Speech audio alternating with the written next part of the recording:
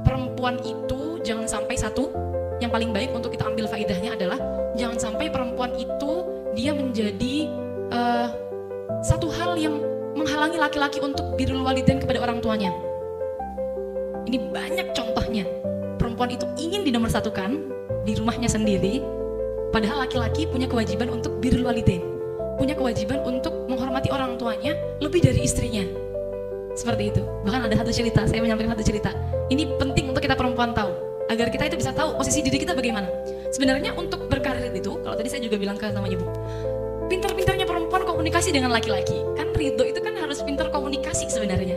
Kalau kita perempuan pintar komunikasi, kita perempuan pintar untuk membagi waktu, merayu dan sebagainya seperti itu, maka nanti akan muncul Ridho. Maka akan nanti muncul namanya kesalingan dalam rumah tangga. Jadi pintar-pintar komunikasi. Jangan sampai kita tuh ingin menonjol terus, jangan. Contoh demikian, ada satu kasus zaman Kanjeng Nabi. Sahabat itu ketika nazar dituntun talqin sama sahabat yang lain, sahabat Umar, tidak bisa baca la ilaha illallah, tidak bisa baca kalimat tauhid, tidak bisa. Sampai bingung para sahabat ini, kenapa? Tanya ke istrinya, Bu, kenapa suami sampean kok tidak bisa baca la ilaha illallah ketika nazar? Suami saya selalu jamaah di Masjid Nabawi. Dawuh istrinya, kata istrinya, suami saya itu selalu puasa setiap hari. Sebegitu ya, ibadahnya. Lalu akhirnya matur sahabat ini kepada Kanjeng Nabi, karena tidak bisa, para sahabat yang menuntun talqin tadi matur kepada Kanjeng Nabi karena sahabat ini tadi tidak bisa baca la ilaha illallah. Ketika matur sama Kanjeng Nabi ditanya, apakah dia punya ibu? Oh iya, masih punya Kanjeng Nabi. Ya sudah, sowan sana. Sudah sowan ke ibunya, dawuh ibunya, Bu, ini anak panjenengan tidak bisa ditalqin la ilaha illallah ketika nazar, tidak bisa keluar rohnya.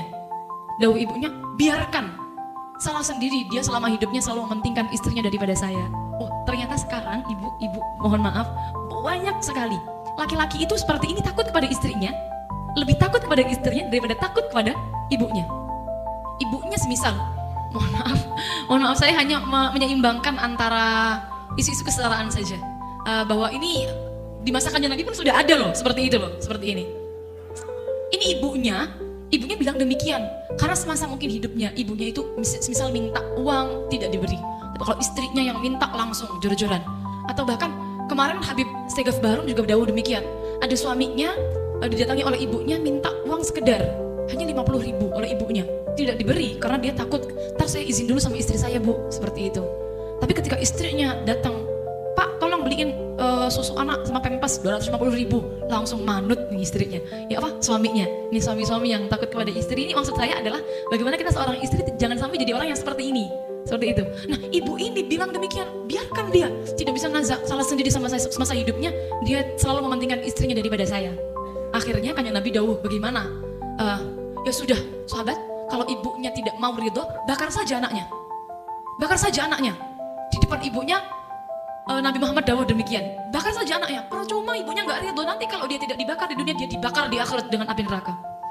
Akhirnya namanya ibu, bagaimanapun anak tetaplah anak, mau tidak mau akhirnya ibunya, jangan Kanjeng Nabi, jangan dibakar anak saya. Ya sudah, saya ridho. Setelah ibunya dawuh ridho, saat itulah para sahabat nalkin lagi la ilaha illallah, bisa mau kalimat tauhid, kemudian nazar, dan kemudian selesai keluar rohnya.